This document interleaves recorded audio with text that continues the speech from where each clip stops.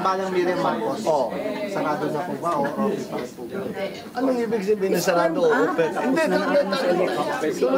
kami magkasama, magkatandem kami. Oh. Pwede pa man po magbago. Pwede pang magbago? Bakit naman magbabago unless mag-withdraw siya or at least hindi, palagay ko hindi. Wala kaming planong na baguhin yon. In fact, wala kaming balak na baguhin, pinapatibay pa nga namin ang aming samahan. Senator, how about po the BBL? I'm sorry? The BBL. Ano na po ba yung update natin? May ihahabol po ba sa sinabi pong date ni Senator Drilon na December since busy na kayo halos lahat? Well, first of all, para maging maliwanag, yung draft BBL, yung Guns Zamora Basic Law, wala na, patay na yun. Hindi papasa sa House, hindi papasa sa Senado. Pero ang pinag-aaralan namin ngayon, ang pinag-uusapan namin ngayon, yung Basic Law on Bangsamoro Autonomous Region. Sa akin palagay, kung matapos, medyo gipit nga sa oras. Dahil after today, we have 5 session days left. Kakaunti na lang.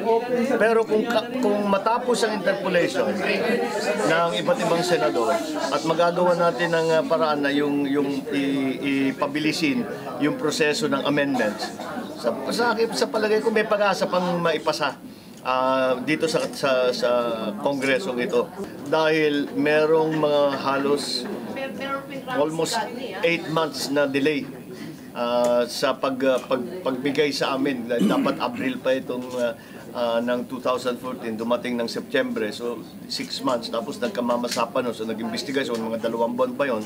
So lahat-lahat, kung tutusin, mga 8 months ang naging delay. Kaya naman tayo napunta sa ganito. Pero hindi namin titigilan, tutuloy pa namin. Pagka lahat ng mga tanong ng mga senador ay nasagot na at napag-usapan na at napag-agrihan na kung ano yung mga amendment na ilalagay, sa akin palagay kaya pang maipasa. Maybe na baka pagbalik siguro.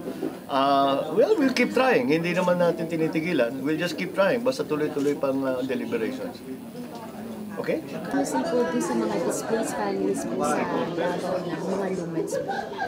Yun pa nga, hanggang ngayon talagang hindi pa nabibigyan ng hindi nabibigyan ng atensyon yung kanilang hinireklamo at panay nga ang parating nila ng kanilang mga hinahin, kanilang mga pangangailangan. Wala pa tayong naririnig sagot sa gobyerno. Dapat naman kawawa naman sila masyado at lagi api na sila doon sa kanilang sitwasyon, tapos naaapi ulit sila dahil hindi nga sila pinapansin ng ating pamahalaan. Kaya